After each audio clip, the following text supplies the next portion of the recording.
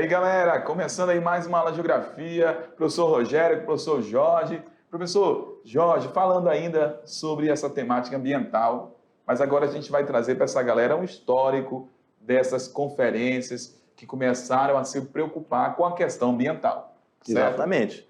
E além de fazer esse bate-bola bacana aí sobre essa parte histórica, tem um outro bate-bola interessante que a gente vai trazer temáticas já também no meio da aula, já preparando para o Enem. Exatamente. Não é isso? Muito bem. Então, vamos junto, vamos geografizar essa parada juntos nessa viagem geográfica. Eu, você e o meu querido Rogério. Vamos lá, galera.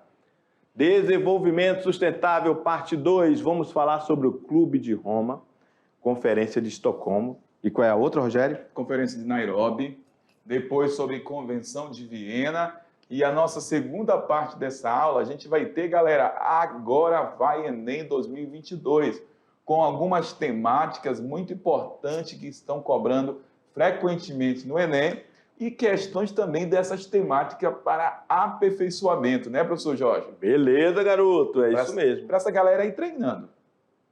Bem, a gente sempre quer que os nossos queridos alunos adquiram habilidades, que neste caso a gente quer que você consiga analisar diferentes processos de produção ou circulação de riquezas e suas implicações socioespaciais. Exatamente. Vamos lá. Então, o Clube de Roma. A gente vai começar com o Clube de Roma. Ele foi fundado em 1968 pelo industrial italiano Aurélio Pesce e pelo cientista escocês Alexander King.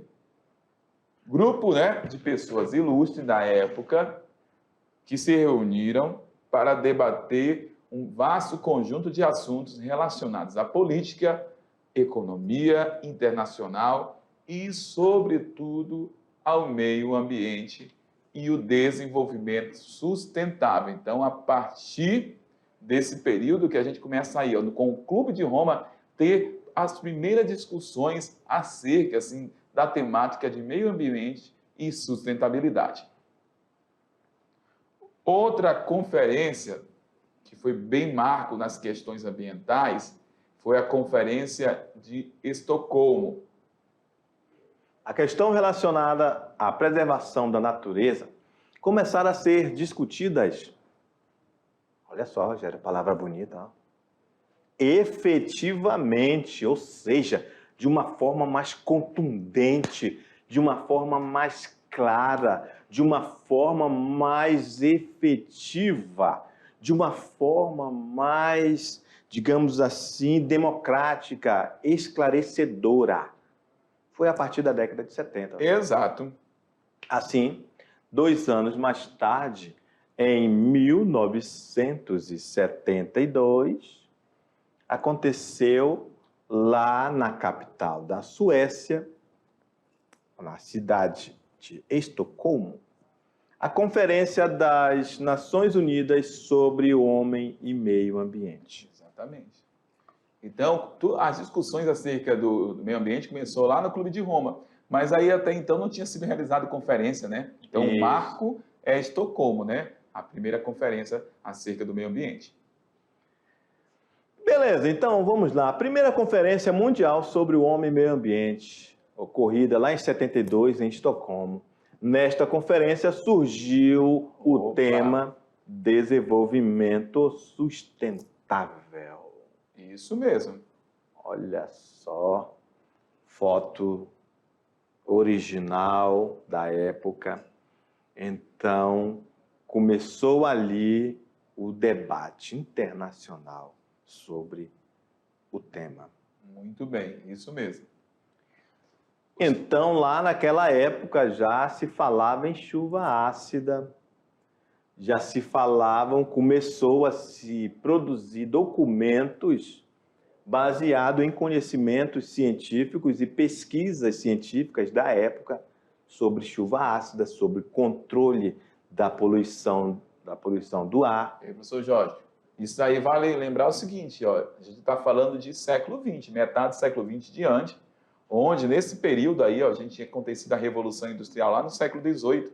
Então, de repente, o aluno pode falar, mas 1970 já tinha chuva ácida, já falava sobre poluição atmosférica? Exatamente, porque a Revolução tinha iniciado lá no século XVIII. Então, 2 séculos já o planeta sendo agredido. Sendo espoliado. É isso aí. Sendo explorado. Muito bem. Sendo sugado. E aí começa a surgir o quê? Questionamentos acerca e preocupações acerca do meio ambiente. Foi aí que começaram a debater a questão ambiental. Aí, Rogério, lá teve a presença de 113 países e mais de 400 instituições governamentais e ONGs, Exato. que são as não governamentais. Muito bem. Então, foi proposto a estagnação total do crescimento econômico como forma de impedir tragédias ambientais de grandes proporções no mundo. Rogério do céu, imagina uma proposta dessa para os países e empresários e industriais da época. Pois é. Era uma coisa impensável. Como fazer isso se o capitalismo é uma máquina, é um trem que não para? Não é isso? Exatamente. A conferência ficou marcada pela disputa do desenvolvimento zero, defendido pelos países desenvolvidos, e o desenvolvimento a qualquer custo, defendido pelas nações subdesenvolvidas. Então a gente tem aí, bem interessante, ó, a conferência conheceu aí, ó, marcada pela essa disputa, desenvolvimento zero. Quem que estava defendendo essa ideia de desenvolvimento zero? Os países desenvolvidos. O que eles estavam falando nessa conferência? O mundo tem que parar de desenvolver para poder garantir a sustentabilidade, garantir a preservação da floresta.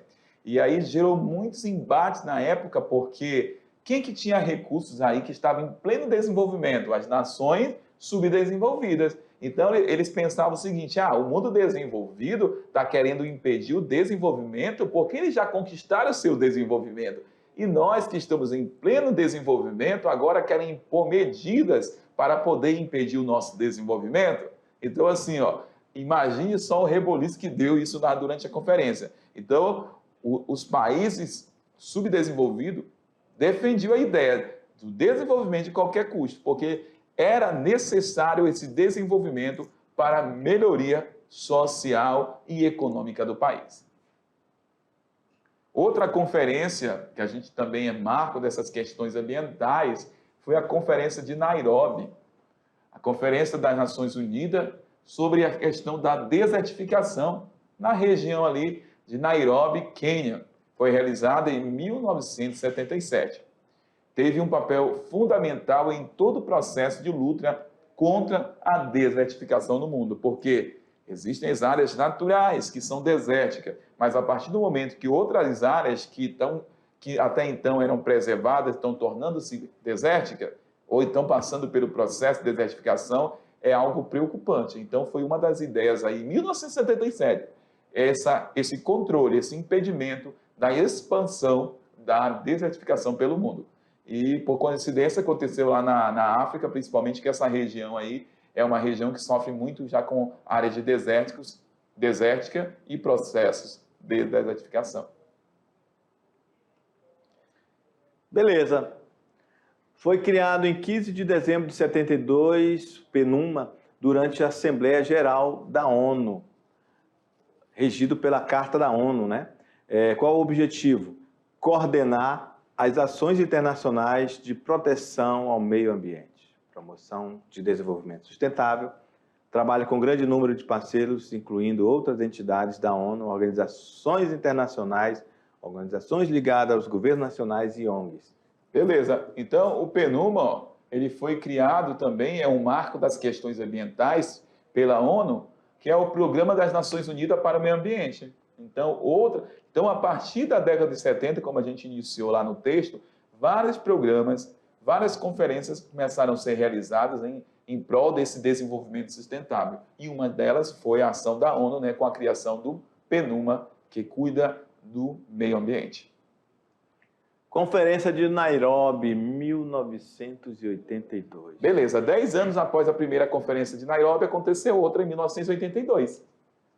Certo? Então foi convocada para analisar os avanços dos 10 anos após Estocolmo. Estocolmo, né? Sim. 10 anos atrás foi de Estocolmo. Exato, exato. E aí a gente tem aí, ó, o trabalho do Programa das Nações Unidas para o Meio Ambiente, PNUMA. Não teve aqui a Rio 92?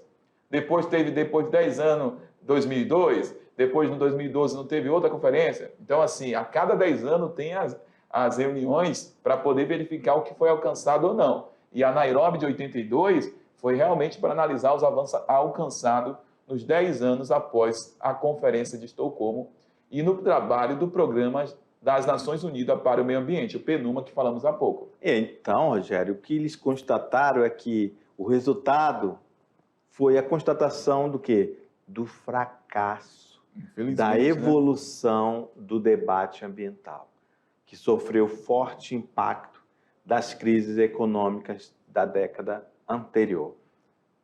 É a segunda conferência sobre o meio ambiente. Muito bem. De Nairobi. Após Estocolmo, é a segunda, né? Que foi a primeira.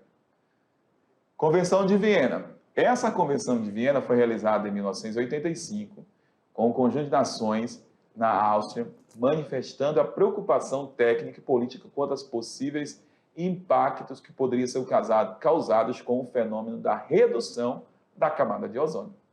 Nessa ocasião, foi formalizada a Convenção de Viena para a proteção da camada de ozônio. Vejam que nos momentos anteriores falamos em conferência. Esse aqui é uma convenção. Importante saber, a Convenção de Viena contribuiu para o surgimento em 87 do Protocolo de Montreal sobre substâncias que destroem a camada de ozônio, Rogério. Muito bem. Que vimos, inclusive, na aula anterior. Exato. E agora, galera, então chegou aquela hora que havíamos falado para vocês lá no início da aula, o nosso Agora Vai. Só lembrando que nosso Agora Vai da unidade 3, a gente vai ter vários momentos, porque a nossa última unidade, então, a gente preparou algumas aulas com Agora Vai. 2, 3 aulas para poder essa galera, professor Jorge, fortalecer conhecimentos acerca de temáticas que são cobradas lá no Enem. Então, a galera está no terceiro ano, já tem prova. Então, aproveita esse momento aí do nosso Agora Vai, primeiro Agora Vai da unidade 3. Vamos lá, galera. E quem é esse cara aqui, Rogério? Quem é? Esse aí? É. Esqueci o nome dele. Esqueceu, foi? É o Rai. O Rai. O Rai Mundo. Muito bem. Gostou, é o nosso mascote, Raimundo. É o Raimundo. Exato. Então, agora vai Enem 2022. Então, trilhando o rumo ao Enem. Componente Geografia, que é a nossa disciplina aí top de linha. Então, vamos falar um pouquinho sobre a diferença de lixiviação e laterização. Então, lixiviação do solo. O que é a lixiviação do solo? É lavar, carregar, dissolver o quê? O componente orgânico que estão presentes aí nessa camada mais superficial do solo. E de que maneira acontece esse processo de lavagem do solo? A partir de erosão, processo erosivo nos horizontes do solo, O e A. E como que a lixiviação é causada? A partir da lavagem da camada superficial do solo, principalmente em regiões, professor Jorge, de clima tropical, né, equatorial, onde as chuvas são mais intensas. Esse processo acaba sendo intensificado a partir da retirada, né, da cobertura vegetal. Então, nós temos aqui na imagem do lado, esse solo tem uma cobertura vegetal de grande porte. A gente sabe que esse solo das regiões equatoriais, principalmente aqui na Amazônia, são solos pobres em nutrientes. E aí o que vai acontecer? A chuva incidindo sobre essa área aqui, ela vai carregar essa camada de sedimento mais superficial, que é a camada mais orgânica do solo. E essa camada, muitas das vezes, é retirada dessa região e depositada em regiões de menor altitude. Então, esse processo de lavagem do solo é conhecido como lixiviação. Ele pode acontecer em dois sentidos. No sentido horizontal, quando a chuva incide sobre o solo e aqui vai carregar os nutrientes, mas também ela pode acontecer, a lixiviação, no sentido vertical, onde muitas das vezes a chuva vai incidir sobre essa área e aquele solo, muitas das vezes, aquela composição orgânica vai ser levada para as regiões mais profundas do solo a partir das fissuras que a gente encontra na camada do solo. Então, lixiviação pode acontecer de duas maneiras, no sentido horizontal e no sentido vertical. Beleza? Beleza. Então, lixiviação é a lavagem do solo, tirando os nutrientes dele. Exatamente.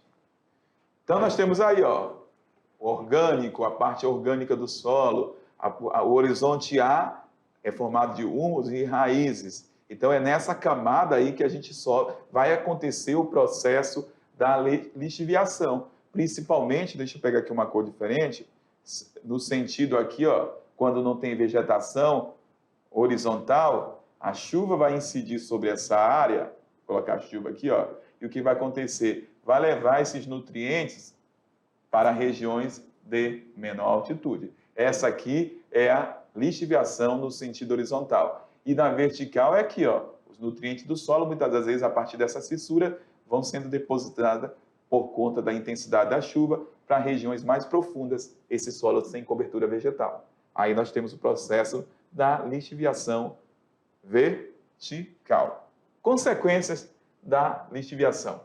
Bem, se você tem um solo que vai ser lavado, obviamente a água vai escoar superficialmente. Exato. Então não vai ter, não vai ter armazenamento de água. Vai Exato. diminuir o armazenamento de água naquela localidade. Muito bem. Obviamente, se ele faz uma lavagem do solo, ele vai perder os nutrientes do solo. E, obviamente, se isso acontecer, dependendo da região e da situação, pode haver a contaminação de águas subterrâneas. Com certeza. Vamos lá. E a laterização do solo? O que é a laterização? A laterização, ela é causada pelo intemperismo químico, que daqui a pouquinho a gente vai entender quais são os intemperismos que existem na Terra, e também a partir da lixiviação. Nesse processo de laterização, a gente vai ter no solo, nessa parte mais superficial, a formação de uma crosta ferruginosa, que é o cúmulo de ferro e alumínio da camada B do horizonte do solo. Então, a partir do momento em que aquele nutriente foi lavado, lixiviado, aquele solo, muitas das vezes, fica um solo mais endurecido, a gente vai ter a formação desse processo da laterização. Solos formados por este processo, laterítico, latossolo aqui na Amazônia, cascalho que a gente observa aí, né? Esses solos aí altamente oxidados. Então, é recorrente aonde? Regiões de clima úmido ou subúmido, em áreas tropicais ou subtropicais, como, por exemplo, aqui na Amazônia e Cerrado. Amazônia e Cerrado são os dois maiores biomas do Brasil. Exatamente. Então, nós temos aqui o perfil do solo, só para lembrar vocês, ó. Então, a gente tem a matéria orgânica nessa camada mais superficial, onde aí a gente tem resto de folha, muitas das vezes aqui na floresta amazônica, que forma aquele humus, aquele solo de camada mais orgânica, a partir da decomposição de resto de animais, vegetais, que é a famosa serrapilheira aqui na Amazônia. Nós temos o horizonte A, matéria orgânica inorgânica nessa composição do solo. Na B é uma zona de acumulação. Na C, nós temos aí materiais provenientes da rocha-mãe, que é essa camada do solo mais profunda. Então, aqui a gente tem os horizontes do solo nesse perfil de demonstração. Então, se nós estamos vendo aí os horizontes, esse perfil do solo, né, Rogério? Uhum. Então, o nosso querido aluno vai entender que ele pode ter ficado em dúvida quando viu o que você falou, perfil O, Uhum. lá no começo, né? Muito bem. É o orgânico. Orgânico, É isso mesmo, a matéria orgânica, camada mais superficial.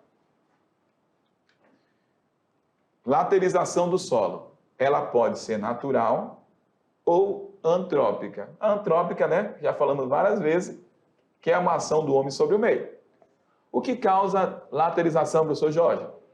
O desmatamento, as queimadas, o uso inadequado do solo e até a irrigação.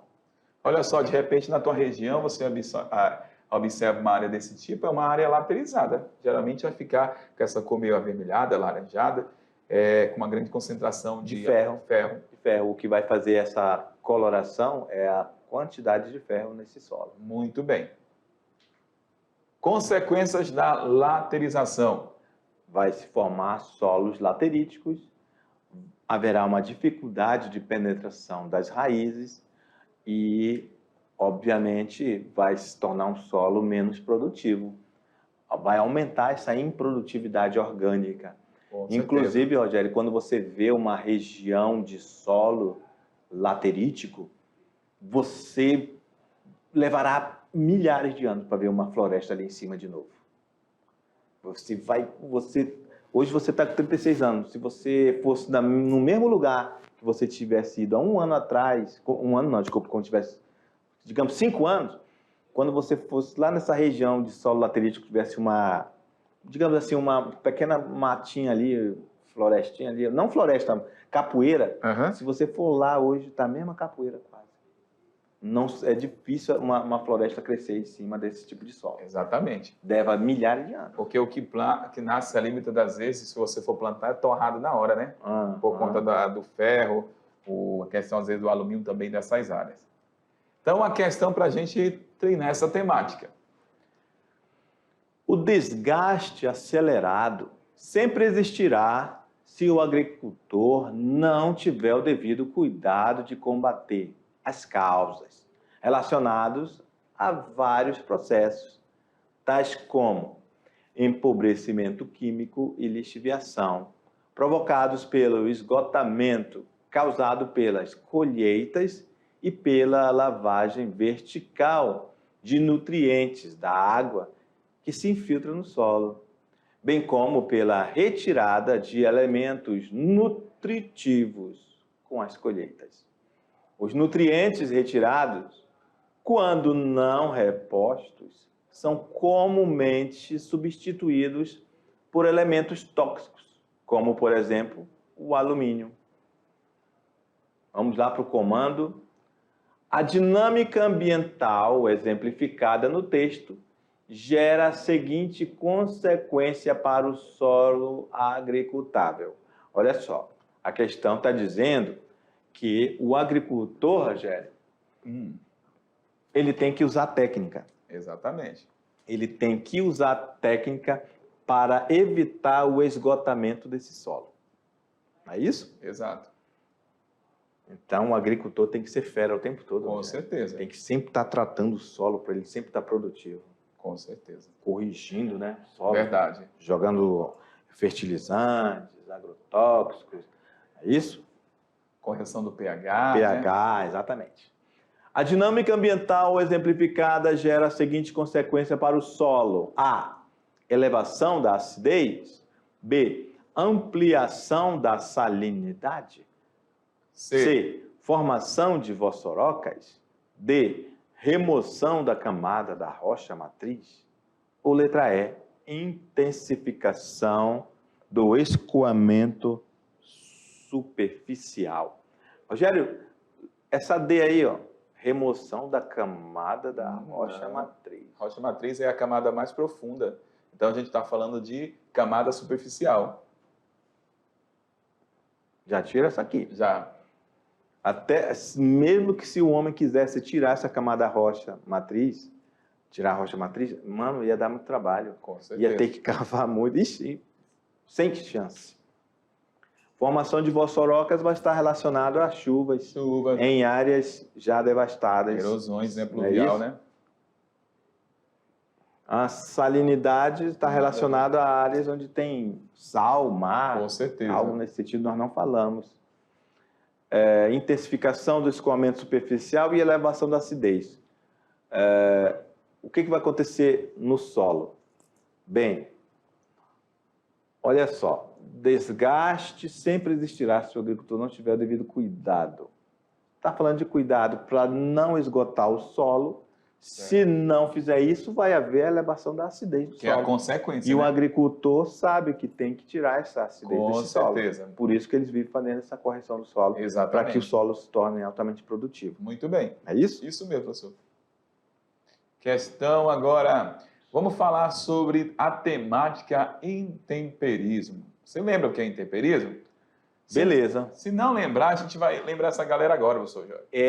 Ele tem o físico, né, que é a desagregação da rocha sem alterar sua composição. Fatores responsáveis por esse intemperismo físico: a amplitude térmica diária, o congelamento e a variação da pressão, Rogério. Exatamente. Rogério, você sabia que se você colocar algo, por exemplo, um pedaço de vidro muito quente, você esquentou aquele vidro, depois você coloca no congelador, vai acontecer o quê? Estourar, Tec, vai quebrar, vai Muito bem. estourar. Isso acontece com a rocha. Também. Então, esse intemperismo físico, ele acontece não quimicamente, ele acontece físico, ele quebra. Ele não altera a composição química. Exatamente. Ele quebra. Pela própria dinâmica, né? Uhum. A alteração de temperatura, essa amplitude térmica diária, de repente está muito quente, daqui a pouco vem o frio. Aí o que vai acontecer? Essa estrutura rochosa será comprometida, vai rachar, vai quebrar. É chamado de temperismo físico. O deserto de dia é muito quente, né? Exato. E à noite, Baixas temperaturas. muito, é frio. E lá tem o quê? Muita areia. Areia. Milhões e milhões de anos. Frio, calor, milhões e milhares de anos. Então, aquela rocha ali, aquilo ali é tudo resultado desse frio e calor diário. Exatamente. É isso? Muito bem. Aquilo ali é tudo resultado da rocha quebrada. Com certeza. É isso? Exato. Vamos lá no quadro. Então, nós temos aí até um exemplo, né, que você falou agora. A água entra na fenda da rocha. No caso, isso aqui é o congelamento, né? Congelamento. A água expande com o congelamento. Então, a água entrou. A partir do momento que esfriou, ela vai se expandir aí com o congelamento, né? Isso. É tipo assim, você coloca um copo de água na geladeira, na hora que vira gelo, transborda, aumenta o volume, né, a massa, aumenta né? o volume. Aham. Então, aí o gelo derrete e a água entra mais fundo da rocha. A rocha quebra. Então, pela essa variação de temperatura... Isso. Variação de temperatura e também a questão do congelamento. Com certeza. Nesse caso aí, a gente está falando da ação da água por esse processo da mudança da temperatura dela. Quando ela congela, como você falou, expande, se ela tiver nessas fendas, vai passar por esse processo. Porque ela vai ter maior pressão a partir do momento que ela congela, né? Exatamente. Muito bem. Temperismo físico. Outro intemperismo químico. Decomposição da rocha e sua alteração da sua composição. O principal agente do intemperismo químico é a água, que absorvendo o CO2 da atmosfera adquire características ácidas. Ah, muito bem. Então, Rogério, você já viu aquele ditado? Água mole em pedra dura, tanto bate até que fura. Muito bem. É isso? O que você quase nem sempre lembra de falar. Temperismo físico ou químico? Químico. Muito bem. Beleza? Então, agora a gente tem no intemperismo químico a alteração dessa composição da rocha. Lá no físico, não. Quebra. Mas não muda a estrutura química. Agora a gente tem a alteração da composição química da rocha e ela começa a ter outras características. Era uma rocha mais clarinha, mas daqui a pouco começa a ficar toda oxidada, porque a água da chuva, que é liberada a partir dos poluentes, né, do dióxido de carbono, alteram a composição rochosa. Vamos lá? Alguma observação, professor Jorge? Tranquilo? Tranquilo. Outro intemperismo. O biológico, que é a desagregação ou decomposição da rocha. Quem são os responsáveis pelo intemperismo biológico? As bactérias. Rogério, a bactéria também acaba com uma rocha. Com certeza. Tu não consegue acabar, não. Se tu não tiver um martelo, uma marreta, algum negócio assim, tu não vai conseguir. Mas a bactéria vai. São tão pequenininhas. São tão pequenininhas. Mas tem. Uhum. E ela precisa, obviamente, de um tempo, né? Para que haja essa desagregação da composição da rocha. Outros responsáveis por esse intemperismo biológico são as plantas e os animais. Formação do solo Chernozem, lá na Rússia e na Ucrânia, são exemplos desse intemperismo biológico. A rocha acaba sendo desgastada e os detritos, né, sedimentos, são depositados nas regiões de menor altitude, formando o solo lá na Rússia e na Ucrânia, que esse solo é altamente orgânico. Beleza? Vamos lá. Então, nós temos aqui o intemperismo. Como que ocorre essa transformação? Altera as rochas física, né? E também quimicamente, como falamos há pouco. 2. Essa rocha que foi alterada, agora a gente vai ter a atuação de outro fator, que é a erosão. A erosão carrega as partículas produzidas pelo intemperismo. 3. O transporte por água, geleiras e vento move as partículas do morro abaixo para uma região de menor altitude e vai acontecer o quê? A deposição no 4, ou sedimentação, quando as partículas se assentam ou os minerais dissolvidos se precipitam numa área de menor altitude. Então, a gente tem aí as 3 etapas da erosão. Tem o desgaste, transporte e a sedimentação, que também é chamada de deposição. Muito bem. Então, a gente pode dizer que o solo é resultado dessa rocha decomposta. Certeza. Exatamente. Por processo químico, físico ou biológico. Muito bem. E as rochas são formadas por esses detritos. A gente vai ter na própria dinâmica da rocha, no ciclo da rocha, a formação de rochas a partir desses desgastes de rochas pré-existentes, que são essas rochas aqui sedimentares. Obviamente que pelo nome, rochas sedimentares vem de quê? De sedimentos. Muito bem. Que foi explicado por você que esse solo já decomposto nas áreas mais altas vai descendo e vai sendo depositado. Muito bem. É isso? Então, por isso que é rocha sedimentar, porque é uma rocha feita em alta pressão aqui dentro do solo, já dentro da terra, sofre novamente a pressão e se torna novamente rocha. Exato, muito bem. Vamos lá, uma questão aí para a gente poder finalizar. As rochas, antes de serem trabalhadas pela erosão, são preparadas por um conjunto de reações químicas ou fenômenos físicos para a ação de desgaste. A essa fase que precede, que é anterior a esta erosão, denominamos de... Obviamente, Rogério, nossos queridos alunos vão entender que nós não falamos de abrasão. Exatamente. Nós não falamos de orogênese, isso aqui tem a ver com montanhas. Evapotranspiração. Ciclo da água, não falamos. Ciclo da água nas florestas. Estratificação também não. Obviamente, estamos falando sobre o intemperismo. Muito bem. Todo mundo acertou? Com certeza. Fechou. Questão 3. Observem a imagem. Nível da água, sulcos ou ravinas, essas fissuras na terra, zonas temporariamente encharcadas e vossoroca, nessas regiões aí onde a gente observa o desgaste do solo. Então, o esquema representa um processo de erosão em encosta, que prática é realizada por um agricultor pode resultar em aceleração desse processo? A. Plantio direto. B. Associação de culturas. C. Implantação de curvas de nível. D. Aração do solo do topo ao vale. Ou E. Terraceamento na propriedade. E aí?